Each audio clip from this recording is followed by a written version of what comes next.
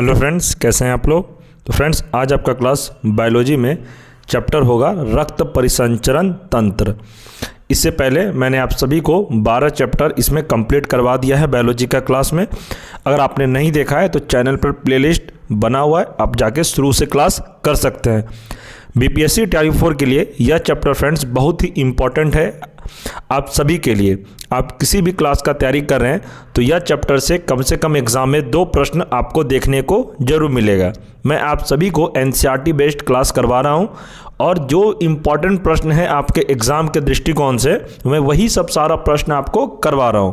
और जब आप क्लास करने के बाद आप प्रीवियस ईयर जब आप बनाएंगे तो आपको पता चलेगा जितने भी मैंने अभी तक आपको क्लास करवाया है, modern history, polity, science, geography, कोई भी सब्जेक्ट में ज़्यादातर हमारे क्लास से ही प्रश्न आया हुआ है। आप अच्छे से पहले क्लास कर लीजिए, उसके बाद आप प्रीवियस ईयर लगाइएगा।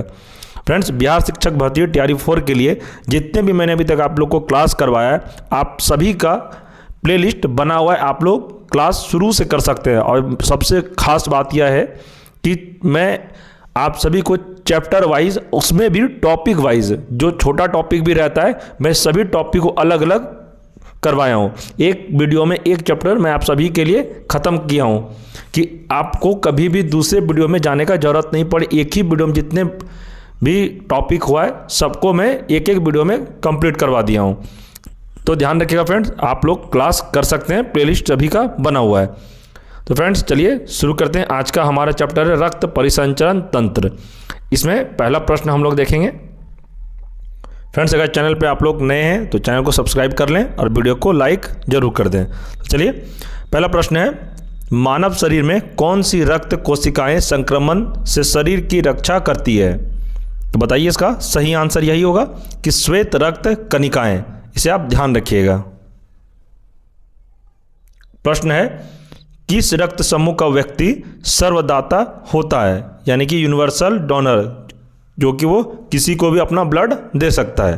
तो यह हो जाएगा ओ समूह के लोग। इसे ध्यान रखिएगा। इंपॉर्टेंट पॉइंट है कि हीमोग्लोबिन मानव रक्त में पाया जाने वाला पदार्थ है जिसका प्रमुख कार्य ऑक्सीजन का परिवहन करना है। इसे आप ध्यान रखिएगा। प्रश्न है, वृद्ध व्यक्ति का रक्त दाब सामान्यतः बढ़ जाता है। क्या होता है? एग्जाम में प्रश्न पूछा जाएगा आपको कि वृद्ध व्यक्ति का रक्त दाब सामान्यतः, आपको ऑप्शन दे दिया जाएगा, घट जाता है, सामान्य रहता है, बढ़ जाता है, उपयुक्त में से कोई नहीं। तो आपको बताना यह बढ़ जाता है। प्रश्न है, एक सामान्य व्यक्ति के रक्त का औसत पीएच मान कितना होता है? बताइए, इसका आंसर हो जाएगा 7.35 - 7.45 पीएच तक। इसे आप ध्यान रखिएगा। प्रश्न है, रक्त समूहों के खोजकर्ता कौन थे? तो रक्त समूहों के खोजकर्ता कौन थे? तो इसका आंसर है कार्ल लैंडस्टीनर। से आप याद रखिएगा।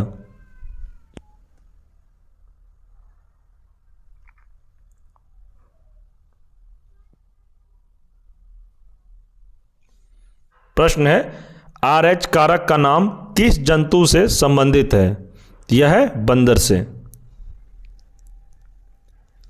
इंपॉर्टेंट पॉइंट, AB रक्त वर्ग के व्यक्ति किसी भी रक्त वर्ग के व्यक्ति का रक्त ले सकता है, इसलिए इन्हें सार्वभौमिक प्राप्तिकर्ता कहा जाता है। तो इसे आप याद रखिएगा कि AB जिसका आपका ब्लड ग्रुप होगा वो सर्वग्राही है, मतलब कि वो ले सकता है, किसी का भी वो ब्लड ले सकता है। AB पॉजिटिव अगर आपका है तो आप किसी भी ब्लड ग्रुप वाले से आप ब्लड ले सकते हैं। इस बात को आप ध्यान रखिएगा। आप लोग यूनिवर्सल रिसीवर हैं AB वाले। प्रश्न है, श्वेत रुधिर कणिकाओं का प्रमुख कार्य क्या है? तो इसका आंसर है शरीर की प्रतिरक्षा करना। आगे प्रश्न है, रुधिर के जमने में किस खनिज की आवश्यकता होती है? इसका आंसर हो जाएगा कैल्शियम। लाल रक्त कणिकाएं शरीर के किस अंग में नष्ट होती है? तो इसका आंसर हो जाएगा प्लीहा। प्लीहा में इसका इंग्लिश हो जाए स्प्लीन। प्रश्न है मनुष्य का औसत रक्तचाप कितना होता है? इसका आंसर है 120/80। नेक्स्ट, रक्त किस प्रकार का ऊतक है? इसका आंसर हो जाएगा तरल संयोजी ऊतक। इसे आप याद रखिएगा। यही सब प्रश्न आपको एग्जाम में देखने को मिलेगा, क्योंकि फ्रेंड्स जितने भी मैं आपको प्रश्न करवा रहा हूँ ये सभी प्रश्न एनसीईआरटी का ही है। और आप सभी को ये बात पता होना चाहिए कि बीपीएससी अभी तक ज़्यादातर जितना भी एग्ज़ाम कंडक्ट करवाई है TRE 3 तक, वो ज़्यादातर प्रश्न एनसीईआरटी से ही देखने को मिला है। आप लोग में कोई अगर TRE 3 तक कोई एग्ज़ाम दिए होंगे, उनको पता होगा कि अब वो दिन चला गया कि आप किसी भी पब्लिकेशन का बुक उठा के पढ़ लिए, आपको पता ही है कि मैं किस पब्लिकेशन की बात कर रहा हूँ, तो वहाँ से हो जाएगा। ऐसा अब नहीं होगा आप लोगों का। आप लोग को एनसीईआरटी पढ़ना ही पड़ेगा, और एनसीईआरटी से ही डायरेक्ट प्रश्न देखने को मिला है। इसलिए फ्रेंड्स मैं जितने क्लास आपको करवा रहा हूँ सभी ये एनसीईआरटी बेस्ड क्लास है, और आप अच्छे से अगर क्लास कर लेते हैं, मैं जितने भी सब्जेक्ट का क्लास अभी चैनल पर करवा रहा हूँ, ध्यान रखिएगा फ्रेंड्स, यहीं से आपका प्रश्न देखने को एग्जाम में मिलेगा। और अभी तक जितना मैं क्लास करवाया हूँ आप प्रीवियस ईयर उठा के देख लीजिएगा, ज़्यादातर हमारे ही क्लास से आपको प्रश्न मिलेगा। चलिए नेक्स्ट प्रश्न देखते हैं।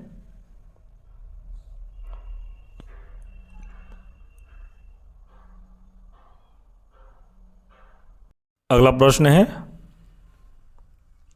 यदि एक पिता का रक्त वर्ग ए और माता का रक्त वर्ग ओ है तो उनकी संतान रक्त वर्ग कौन सा हो सकता है? इसका आंसर हो जाएगा ए अथवा ओ। इसे आप ध्यान रखिएगा। रुधिर प्लाज्मा में प्रतिरक्षी प्रोटीन्स किसके कारण निर्मित होते हैं? तो इसका सही आंसर है लिम्फोसाइट। दिल का दौरा पड़ने के पहले घंटे को किस नाम से जाना जाता है? किसी को दिल का दौरा जब पड़ता है उनके पहले घंटे को किस नाम से जाना जाता है? तो आपको याद रखना है, यह गोल्डन आवर। आगे है, मनुष्य के शरीर में रक्त का दाब कितना होता है? याद रखिएगा फ्रेंड्स, ये वायुमंडलीय दाब से अधिक होता है। इसे आप ध्यान रखिएगा।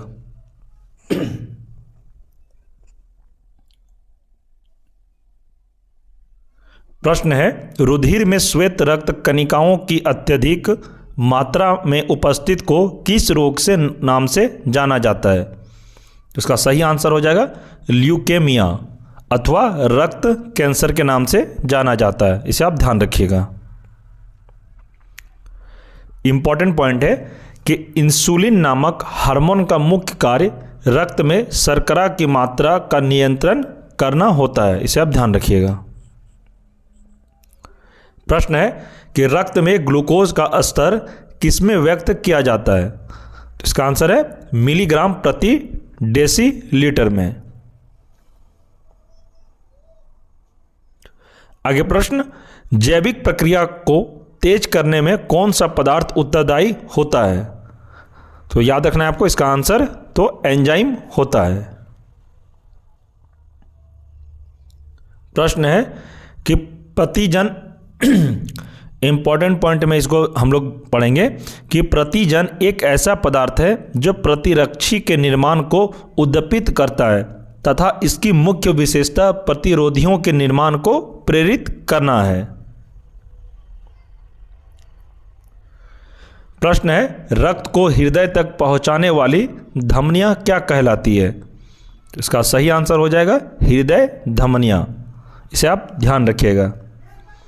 फ्रेंड्स, अगर आप सब किसी के पास हमारा कॉन्टैक्ट नंबर नहीं है तो आप लोग ये नंबर ले सकते हैं, और किसी भी तरह का कोई प्रॉब्लम हो नोट से रिलेटेड या क्लास से रिलेटेड आप हमें कॉन्टैक्ट कर सकते हैं, अपना परेशानी बता सकते हैं। उसके बाद मैं आपको उसका सॉल्यूशन ज़रूर बताऊंगा। आप लोग नंबर नोट करिए, 9709427320। फिर से मैं नंबर दोहरा देता हूँ, 9709427320।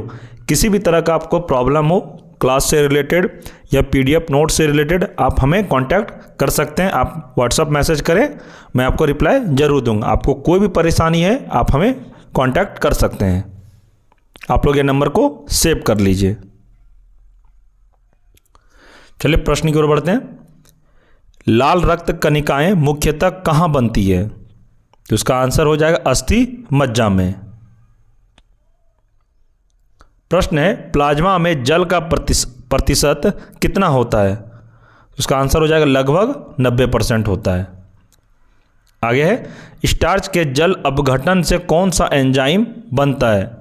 इसका सही आंसर है एमाइलेज।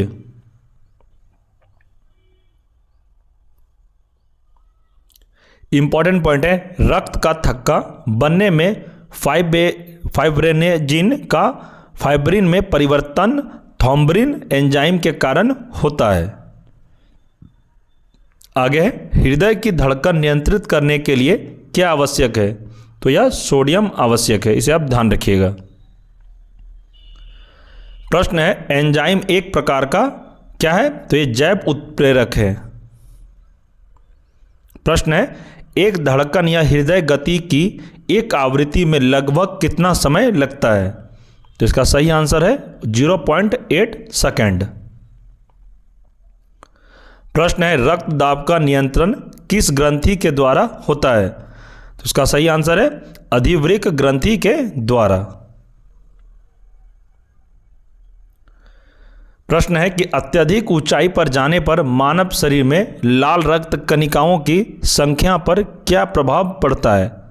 तो यह प्रभाव पड़ता है कि लाल रक्त कणिकाओं की संख्या में वृद्धि होती है। प्रश्न है एनीमिया रोग किस पोषक पदार्थ की कमी के कारण होता है? बताना है आपको। तो इसका सही आंसर है फोलिक एसिड के कारण। आगे मानव शरीर की सबसे लंबी शिरा कौन सी है? तो इसका सही आंसर हो जाएगा ग्रेट सेफिन्स शिरा, जो पैर में उपस्थित होता है, इसे आप ध्यान रखिएगा। प्रश्न है कि रक्त कैंसर होता है जब श्वेत रक्त कण की संख्या हो जाती है, तो कितनी हो जाती है? तो 12,000 सीसी। आगे प्रश्न है रक्त दाब के उपचार में किस कणिकाओं पौधे का प्रयोग किया जाता है? इसका सही आंसर है सर्पगंधा प्रयोग किया जाता है, इसे आप ध्यान रखिएगा। आगे देखते हैं। प्रश्न है मानव शरीर की सबसे बड़ी धमनी कौन सी है? तो इसका आंसर हो जाएगा महाधमनी, इसे आप ध्यान रखिएगा। प्रश्न है किस अंग को मानव शरीर का रक्त बैंक कहलाता है? तो किसको कहलाता है रक्त बैंक? तो यह पिलिया को कहलाता है। आगे है रक्तचाप रक्त दाब मापने के लिए किस उपकरण का प्रयोग किया जाता है? तो सही आंसर हो जाएगा स्पिग्नोमेनोमीटर, जिसे आप ध्यान रखिएगा। प्रश्न है कोलेस्ट्रॉल की सामान्य सीमा मानव में कितनी है? इसको आंसर आपको याद रखना है 150 से 260 mg प्रति 100 ml, तो ध्यान रखिएगा इसको आप। प्रश्न है रक्त समूह AB को सार्वभौमिक ग्राही क्यों माना जाता है? क्योंकि इसका आंसर हो जाएगा क्योंकि रक्त समूह में प्रतिरक्षी नहीं पाए जाते हैं, इसे भी आप ध्यान रखिएगा। आगे प्रश्न है प्रतिरक्षी क्या है? तो प्रतिरक्षी है ग्लाइकोप्रोटीन। यही सब प्रश्न आपको TRE 4 में भी देखने को मिलेगा। और फ्रेंड्स आपको पता है कि PRT में साइंस का पोर्शन कम से कम 18 से 20 प्रश्न रहता है। इस बार TRE 3 में 16 प्रश्न पूछा गया था साइंस में, जिसमें बायोलॉजी, फिजिक्स, केमिस्ट्री, बायोलॉजी का भी अच्छा खासा वेटेज रहता है। इसलिए मैं आपको कहता हूँ कि जितने भी मैं आपको आज का क्लास करवा रहा हूँ और अभी तक जितने बायोलॉजी का क्लास हुई है, आप शुरू से क्लास कर लीजिए, आपका TRE 4 में एक भी प्रश्न नहीं छूटेगा। आप अच्छे से बस याद कर लीजिए, समझ लीजिए, आपका बायोलॉजी में एक भी प्रश्न नहीं छूटेगा। और फ्रेंड्स मैं आपको बता दूं 1 से 2 दिन में फिजिक्स की क्लास भी स्टार्ट हो जाएगा यूट्यूब पर, आपको टेंशन नहीं लेना है। प्रश्न है सिकल सेल एनीमिया का रोग किसकी विकृति से होता है? तो यह आरबीसी के वजह से होता है। दिया है रक्त परिसंचरण से संबंधी अंग। पहला है कि हृदय। हृदय क्या है? तो रक्त को संपूर्ण शरीर में प्रवाहित करना। हृदय का क्या काम है? रक्त को संपूर्ण शरीर में प्रवाहित करना। आगे धमनियाँ। धमनियाँ का क्या काम है? तो रक्त को हृदय के अंगों तक पहुंचाना। नेक्स्ट है शिराएँ। शिराएँ का है काम कि रक्त को शरीर से हृदय तक पहुंचाना। आगे कोशिकाएँ। कोशिकाएँ धमनी तथा शिरा के रक्त को सम्मिलन। प्रश्न आगे देखते हैं। रिसेरपिन नामक औषधि का प्रयोग किस लिए किया जाता है? याद रखिएगा आप लोग, उच्च रक्तदाब को कम करने में किया जाता है। आगे प्रश्न है, कौन सी कोशिका प्रतिरक्षी का उत्पादन करती है? इसका सही आंसर हो जाएगा लिम्फोसाइट। आगे देखते हैं।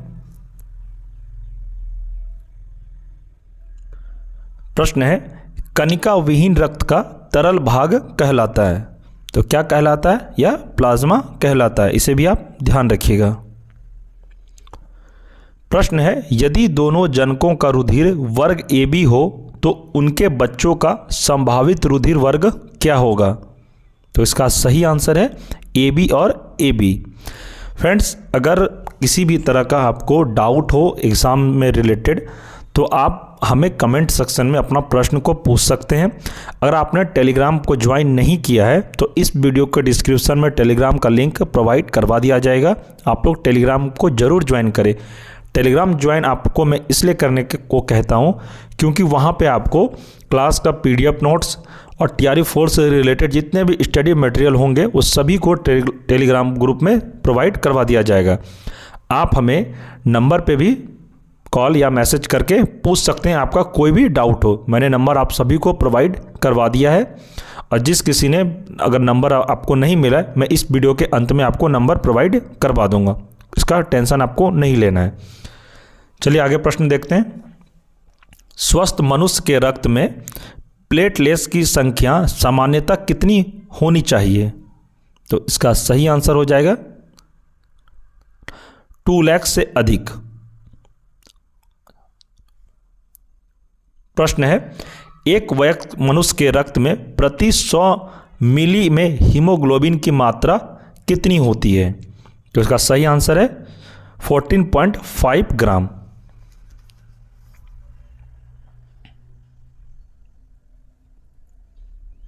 प्रश्न है, सामान्य रूप से लाल रक्त कणिकाणु की आयु कितनी होती है? तो इसका सही आंसर है 100 से 200 दिन की इनकी आयु होती है। इसे भी आप ध्यान रखिएगा। प्रश्न है, रक्त में ग्लूकोज की मात्रा में वृद्धि को क्या कहते हैं? तो इसे क्या कहते हैं? इसे हाइपरग्लाइसीमिया कहते हैं। तो फ्रेंड्स, रक्त परिसंचरण से रिलेटेड जितने भी इम्पॉर्टेंट प्रश्न थे मैंने आपको इस वीडियो में कंप्लीट करवा दिया और आप यकीन मानिए फ्रेंड्स, आपका यहाँ से बाहर एक भी प्रश्न नहीं आएगा। जितना मैं आपको इस वीडियो में कंप्लीट करवा दिया क्वेश्चन आंसर, आपको विश्वास रखना है। आपका प्रश्न अगर इस चैप्टर से पूछा गया तो यहाँ से आपको 1 से 2 नंबर का प्रश्न इसी वीडियो से आपको आ जाएगा।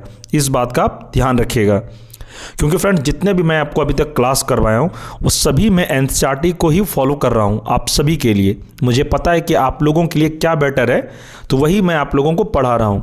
पढ़ाने का फ्रेंड्स मैं बहुत सारा आपको पढ़ा सकता हूँ, बहुत सारे मटेरियल से मैं पढ़ा सकता हूँ, बट आपके लिए जो ज़रूरत है बस मैं उतना ही आपको पढ़ने के लिए भी कहता हूँ। आप किसी का भी क्लास करिए, मुझे कोई दिक्कत नहीं है।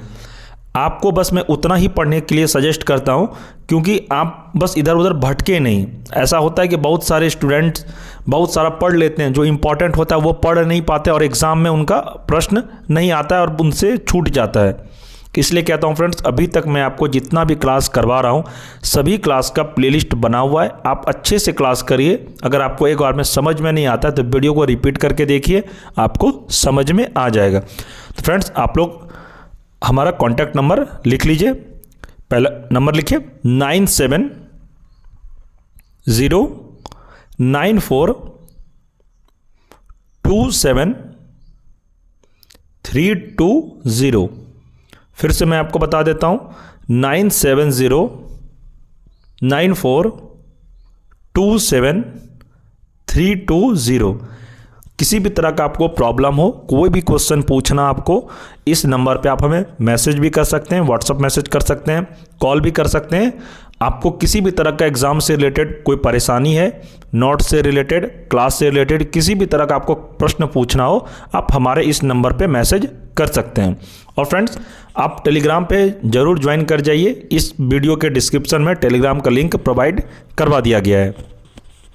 और फ्रेंड्स, मॉडर्न हिस्ट्री का एक वीडियो में मैंने आप सभी का मैराथन कंप्लीट करवा दिया है। अगर आप एक वीडियो देख लेते हैं, 8.25 घंटे की क्लास है, आप एक वीडियो में ही आपका पूरा मॉडर्न हिस्ट्री कंप्लीट करवा दिया गया। और सभी जितने भी उसमें टॉपिक मैंने पढ़ा है, सभी एनसीईआरटी का ही टॉपिक मैंने लिया है।